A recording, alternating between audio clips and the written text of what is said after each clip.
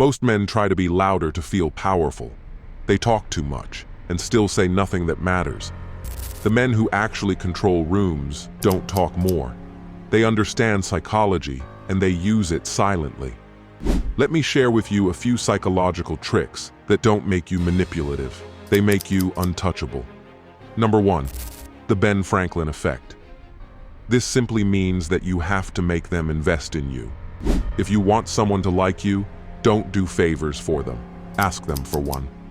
Most people don't care about who helped them, but rather whom they helped. So if someone helps you, their mind quietly says, I helped him, so I must like him. That's the Ben Franklin effect. And no, this isn't about begging. You ask for small, intelligent favors, like advice, an opinion, or a minor assist they can easily give. After receiving, show genuine appreciation, not neediness. This will work with people who are even slightly hostile to you. Once someone invests in you, even a little, you stop being a stranger. You become their project. Strategic silence. Weak men talk to feel safe, but mentally strong people, they let silence do the work. They understand that silence creates pressure. When you ask a question and the next person give a half answer, don't say nothing. No filler, no nervous smile, just calm eye contact. See, most people panic in silence. They'll reveal more information. They will try to justify themselves or make concessions you never asked for. Someone makes an offer. You pause. They start negotiating against themselves. See, silence also signals authority. Men who rush to fill space look uncertain.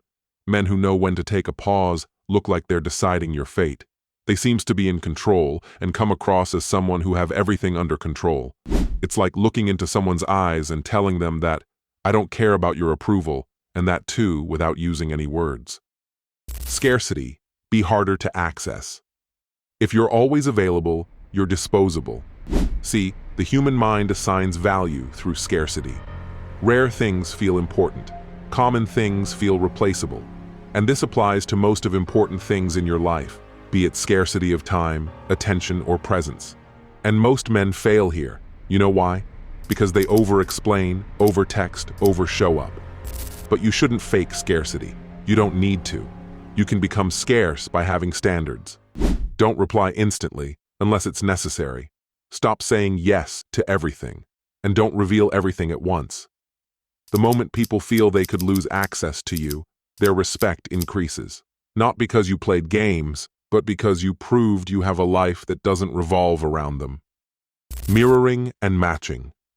Mirroring is a psychological technique used to build unconscious rapport and connection with another person. It helps build familiarity without words.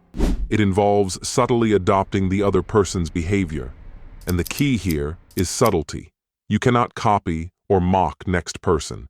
Just mirror their body language and gestures. If they lean forward, you can subtly lean forward. If they speak slowly, you can match their pace. But do it as subtly as possible. You can also incorporate similar words or phrases that they use in your own speech. Also, matching their enthusiasm or calmness can create a stronger connection. But above all, it should be natural and gradual, not an obvious imitation that feels insincere. When done right, their nervous system relaxes around you. They feel, this guy gets me. And once someone feels understood, they stop resisting you. Framing, control the story. Facts don't persuade people. Frames do. This means that the same truth can feel powerful or meaningless, depending on how it's presented. People fear loss twice as much as they desire gain. So, you'll gain discipline is weak, but you'll lose respect if you stay like this. Hits hard. Framing also works through comparison. Put something next to something worse. It suddenly looks attractive. Skilled persuaders carefully choose what comparisons to draw so that their options look most favorable. Even slight differences in wording can alter perception.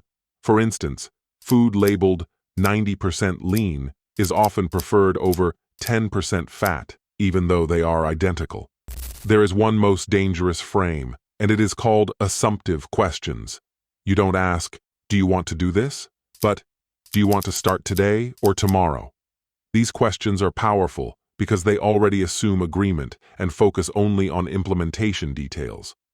Do you want to start now or after lunch? Presupposes that starting is not in question, only the timing. That's control without force. Law of non-reactivity. This one seems easy on the surface, but is equally difficult to master. Whoever reacts emotionally first loses. Simple as that.